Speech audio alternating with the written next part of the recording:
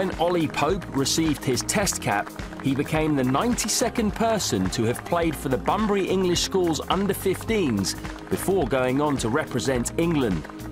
The process of selecting that English school's side happens at the Bunbury Festival, which this year was held at Millfield School in Somerset. For 32 years, David English, ex-manager of the Bee Gees and Eric Clapton, has been the driving force behind the event, but this year there are some slight changes. It all stemmed from a phone call from ECB chairman Colin Graves. He called me up, he said, Dave, he said, what happens if you get run over by a bus? He's French, Colin. He said, Dave, if you get run over by a bus, what's going to happen? I said, well, that's it, Graves. He said, no, it isn't. He said, what will happen, whatever happens, we'll carry it on. It'll be the ECB David English Bunbury Festival, whether you're here or not. So for 30 years, ESCA supported the Bunbury Festival. Now the ECB has taken it under their umbrella, and I feel proud about that, which is great. It gives a stamp of authority, but we're all in it together, and at the end of the day, it's all about the boys playing cricket. The Loon, as he's affectionately known, is still heavily involved, though, and the ECB have plenty to thank him for. His contribution to cricket, to age group cricket, his passion is infectious. It doesn't matter whether you're a parent, whether you're a young lad, and the game owes him a great debt, because if this hadn't happened through his fundraising, we wouldn't have had this tournament for 32 years. And in the meantime, he just lobbed in a couple of World Cups under 15, where he raised the money. He's been the driver behind it for so long, and I think that's why it's so important to name the event after him and make sure that there's a real legacy for him. The greatest pleasure, Floydie, is to see the boys arrive with a combination of nerves and adrenaline. The Bunbury blazers don't quite fit, the tie's on the wrong way, and they line up here on the Sunday afternoon. Marcus Trescothick presents them with the caps, and you can see all they want to do is play cricket. That's why they're here. And to see them actually go out on day one and play with that exuberance and that energy, that youthfulness, and then at the end of the week, we shake hands, and that is for life. So the newly named ECB David English Bunbury Festival kicked off in the shadow of Glastonbury Tour. As ever, 4 regions competed: the North, Midlands, South and West, and London and the South East. It is now the first step on the ECB Player Pathway programme.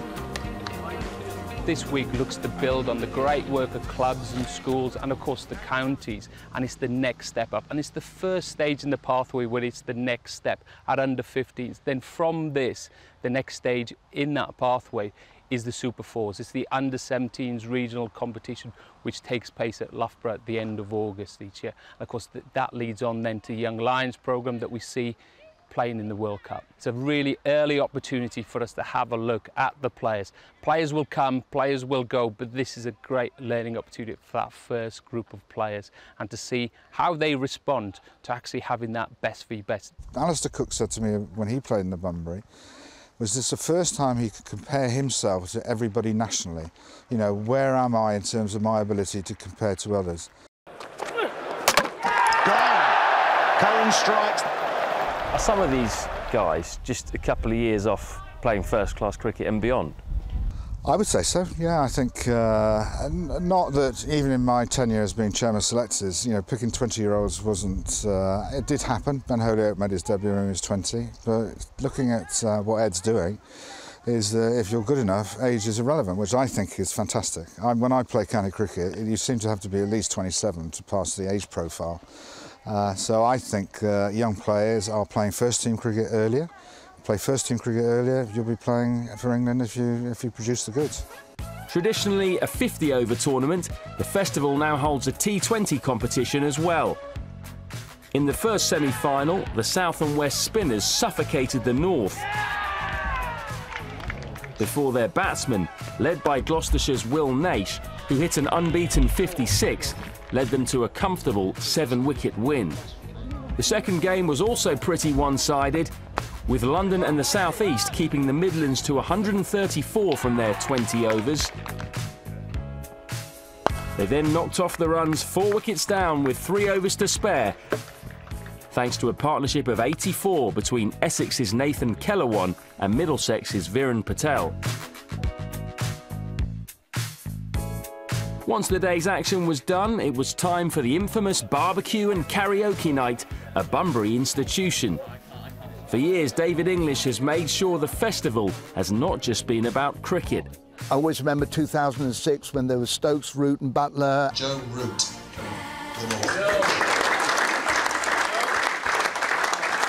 Ben put peri-peri sauce in Joe Root's Coca-Cola, I saw that. We had a conga through the restaurant and all that. So we always have a night where it's a complete distraction from cricket. We have quizzes and whatever, and I think that's just as important. Play hard on the field, but also learn about life off the field as well. Who's been the best singer in the karaoke over the years? Johnny Bairstow, 2005, without a doubt. We were in Newquay. Wonderful singer. So what have the class of 2018 got to offer? Well, it was the South and West who were the undoubted karaoke kings.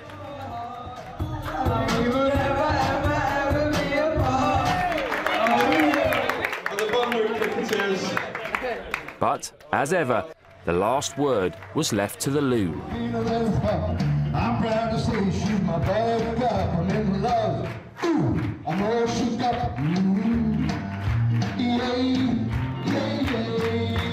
I'm all shook up. No, that's the right boys ever taken. Best everybody in all rock stars. There was just one match to play on the final day as 50-over champions the South and West took on London and the South East in the T20 final. In between the showers, the South and West made 139 for 7 from their 20 overs, despite Nathan Kellerwan's 4 for 12.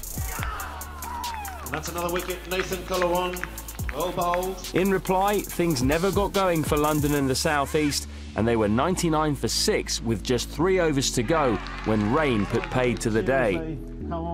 The South and West took it by 23 runs, according to Duckworth Lewis. And with that, it was time for the presentations.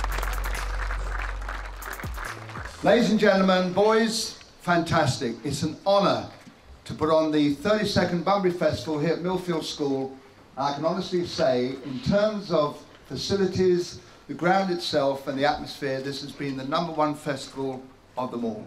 The South and West weren't just the karaoke kings, they also dominated on the field, with captain Will Naish picking up the 50 and 20 over trophies.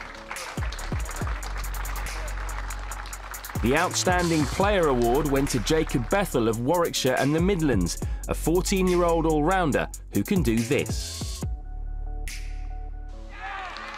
Given the history of this festival, don't be at all surprised if Bethel or a few others who took part in the 2018 edition are soon to be seen on the biggest stage.